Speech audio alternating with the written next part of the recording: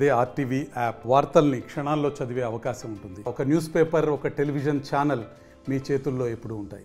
Assembly parliament ఎన్నికల ముందు చంద్రబాబు నాయుడు గారు ఎన్నో హామీలను ఇవ్వడం జరిగింది.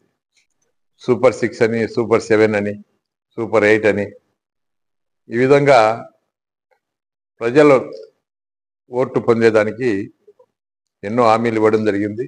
నిన్నటి దినం నేను సూపర్ 6 ఇవ్వలేను, అమరావతిని డెవలప్ చేయాలి, లేదంటే వైజాగ్ స్టీల్ను కాపాడాలి, లేదంటే పోలవరం కట్టాలి, ఈ విధంగా మాట మార్చడం జరుగుతూ ఉంది. 14 సంవత్సరాల అనుభవం ఉంది. ఆ అనుభవంతో చెప్తా ఉన్నాను, సంపద సృష్టిస్తాను, ఈ రాష్ట్రాన్ని కాపాడాలంటే నేను తప్ప మరొక గత్యంతరం లేదు అని చెప్పి ఆనాడు ఆయన యొక్క చెప్పిన మాటలు నమ్మి ప్రజలు ఓట్లు వేయడం జరిగింది. మరి ఓట్లు వేసిన తర్వాత ఆయన నిజ స్వరూపం ఈరోజు బయటపడతా ఉంది. ముఖ్యమంత్రి చంద్రబాబు నాయుడు గారు ఈరోజు పూర్తిగా చేతులు ఎత్తేయడం జరిగింది. మరి అనుభవం ఉన్న ముఖ్యమంత్రి, 14 సంవత్సరాలు ముఖ్యమంత్రిగా పనిచేసినాడు, 40 సంవత్సరాలు రాజకీయంగా అనుభవం ఉన్న వ్యక్తి. మరి అటువంటి వ్యక్తి ఇంకా ఎన్ని వేల కోట్ల, లక్షల కోట్ల రూపాయలు పెట్టుబడులు తీసుకొస్తారని చెప్పి ఈ రాష్ట్ర ప్రజలందరూ కూడా ఎదురు చూసినారు.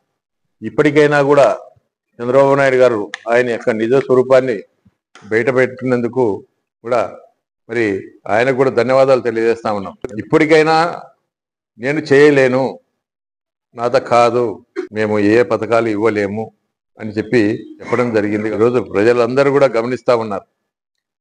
మోసపోయినాం, మమ్మల్ని నమ్మించి మోసం చేసినారు, మేము రాబోయే ఎన్నికల్లో ఖచ్చితంగా ఈ తెలుగుదేశం పార్టీకి బుద్ధి చెప్తాం, ఈ పార్టీని భూస్థాపితం చేస్తామని చెప్పి ప్రజలు ఎక్కడికి వెళ్ళినా కూడా చెప్తా ఉన్నారు. మరిన్ని వీడియోస్ కోసం ఛానల్ ని సబ్స్క్రైబ్ చేయండి, లేటెస్ట్ అప్డేట్స్ కోసం వాట్సాప్ ఛానల్ ని ఫాలో చేయండి అండ్ లింక్ డిస్క్రిప్షన్ లో ఉంది.